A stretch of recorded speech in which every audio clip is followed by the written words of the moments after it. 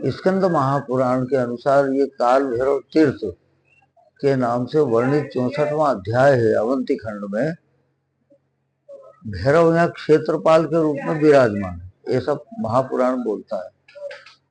उनमें कथा ये है कि भैरव तीर्थ है और क्षेत्रपाल के रूप में भैरव यहाँ विराजमान है। उनका स्वरूप परम वैष्णव बताया गया है। चतुर्भुजम शंकर गदाधरायुधम पीताम्बरम सांद्रपयोधुशोभगम श्रीवत्सलक्ष्मम गणशोभिकोत्तुभम शीलप्रदम शंकर रक्षणम भजे। ये सब वर्णन है भैरव के बारे में। और भैरव कैसे लोकाभिरामम भुवनाभिरामम प्रियाभिरामम यशसाभिरामम कीर्त्याभिरामम तपसाभिरामम त्वं भूतनाथम शरणम प्रपद्ये। इस तरह की प्रार्थना है भैरव की उस महापुराण में। और उज्जैन नगर, उज्जैन महाकाल वन, ये महाकाल वन के बारे में सबसे महत्वपूर्ण बात ये है कि जो ज्योतिर्लिंग है भगवान शिव जी का, वो काल से संबंधित है, दक्षिण मुखी है। और उस ज्योतिर्लिंग के साथ यहाँ बहुत सारी चीजें ऐसी है जो किसी अन्यत्र स्थान पर नहीं। जैसे माता के दाहिने हाथ की कोहनी या स्थापित होने से ये शक्तिपीठ मान्यता है, शक्तिपीठ माना जाता है। और जहाँ शक्तिपीठ होता है उस जगह की खासियत यह रहती है कि माता दुर्गा जागृत अवस्था में विराजमान, दुर्गा का वही तीर्थ होता है और माता जागृत वहाँ उनकी उपासना करने का पूर्ण रूप से उचित स्थान रहता है वो। तो माता का तीर्थ भी उतना ही महत्वपूर्ण है जितना भगवान शिव का है। इसके अतिरिक्त भगवान श्री कृष्ण यहाँ विद्या प्राप्त करने के लिए आए और जब विद्या प्राप्त करने आए बाल्यावस्था में, और जब वो यहाँ से विद्या प्राप्त करने के बाद उपरांत वो गए, तब उनको कहा गया कृष्णम वंदे जगत गुरु। सारी विद्याओं को प्राप्त करने के बाद भगवान श्री कृष्ण यहाँ से पधारे। तो ये वैष्णव तीर्थ भी उतना ही है जितना भगवान शिव जी का है, जितना माता का है। ये तीनों कॉम्बिनेशन, तीनों महत्वपूर्ण कारक तत्व है उज्जैन में। इसके अलावा चौथा महत्वपूर्ण कारण उज्जैन को बनाता है विशेष, तो वो ये है कि 4 बूंदे जो अमृत की गिरी अयोध्या, वो हरिद्वार, प्रयागराज, नासिक, उज्जैन, तो वो 4 बूंदे अमृत की जो गिरी उनमें भी एक उज्जैन है। ये 4 विशेषताओं के साथ 5वीं विशेषता धार्मिक ये है कि अयोध्या, मथुरा, माया, काशी, कांची, अवंतिका, पुरी, द्वारिका, सप्तपुरी, मोक्षदायिका, ये मोक्ष देने वाली 7 पुरिया है, उनमें भी एक उज्जैन। ये 5 धार्मिक कारण एक साथ अन्यत्र आप नहीं मिले। इसके अलावा छठा कारण उससे भूगोल से संबंधित है। भूमध्य रेखा और कर्क रेखा एक दूसरे को क्रॉस करती है और ये नाभि केंद्र भी उज्जैन को माना जाता है। ये धरती का नाभि केंद्र है। इसके अतिरिक्त जब सारे देवता यहाँ निवास करते हैं, नव दुर्गा निवास करती है, नव नारायण निवास करते, षड विनायक यहाँ स्थित है, अष्ट भैरव यहाँ उज्जैन में स्थित है, 84 महादेव स्थित है। इन सारे तीर्थ स्थानों पे मनुष्य जा नहीं पाता और वो जहाँ गया वहाँ का फल, ऐसी मान्यता है कि जहाँ नहीं जा पाता वो भी फल भैरव के दर्शन करने पर प्राप्त हो जाता है। यहाँ गुरु महाराज मैं पूछ रहा था कि जो मदरापान अभी काल भैरव में आप करवाते हैं, इसके बारे में थोड़ा जानना। सुधा सूक्त का भी शास्त्रों में उल्लेख, सुधा को इसको क्या कहा था, नकारात्मक शक्ति तो है। देखिए सबसे बड़ा भगवान शंकर ने विष पान करा, सागर मंथन से ही विष भी निकला और सागर मंथन से अमृत भी निकला।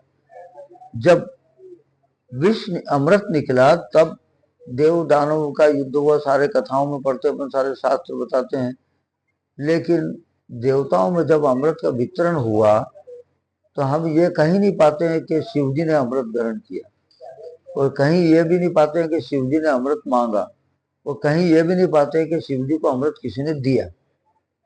शिव जी ने अमृत ग्रहण करा ही नहीं, और जब विष निकला तब भगवान शंकर स्वयं आगे रह करके विष को ग्रहण कर लिया।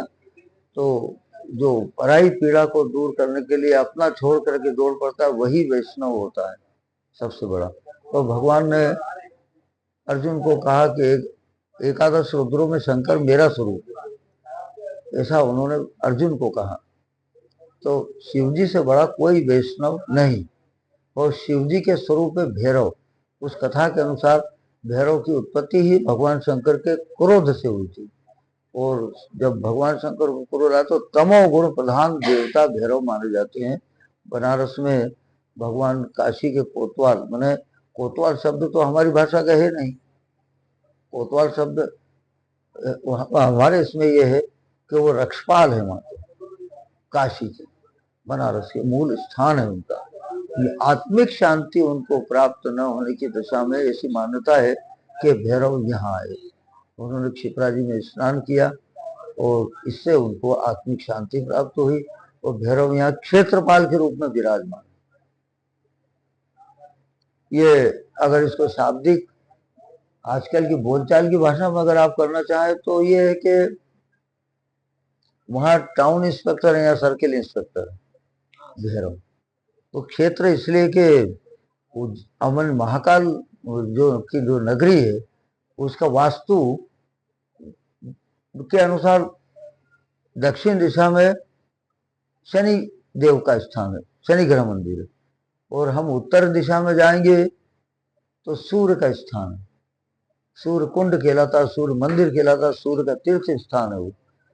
तो वहाँ स्नान ध्यान करने से आधी व्याधि, चर्म रोग, इसके अलावा ऊपरी बाधा ये सब समाप्त होती है, ऐसी मान्यता है। 52 कुंड बोलते हैं, सूर्य का स्थान माना जाता है। तो सूर्य और शनि दोनों में रिश्ता अच्छा नहीं है, यद्यपि वो पिता पुत्र है परंतु रिश्ता अच्छा नहीं है, शत्रु भाव है। तो वो सब द्वंद्व में ग्रसित जो रहती है मानसिकता प्रत्येक साधक की, वो समापन करने के लिए भगवान को मध्य में विराजमान लेना ही पड़ता है। ऐसी मान्यता भी है कि भगवान को यह क्षेत्रपाल इसलिए कहा जाता है। सारे तीर्थों में हम जा नहीं पाते, उनमें जिनमें हम गए उनका फल, और जिन तीर्थों में हम नहीं जा पाए उनका भी फल यहाँ पर प्राप्त होता है। पृथ्वी, जल, आकाश, वायु, अग्नि, ये पांचों तत्व जो है भरपूर मात्रा में उज्जैन के तीर्थों में विद्यमान है। हम इन पांचों तत्वों से हम बने हैं। इन तत्वों के आधार पर हमारे अंदर प्रभाव कम ज्यादा होना, ये होना, शारीरिक में कोई बाधाएं पैदा होना, सारी आदि व्याधि के कारण, मानसिकता का कारण ये पांचों तत्व रहते हैं।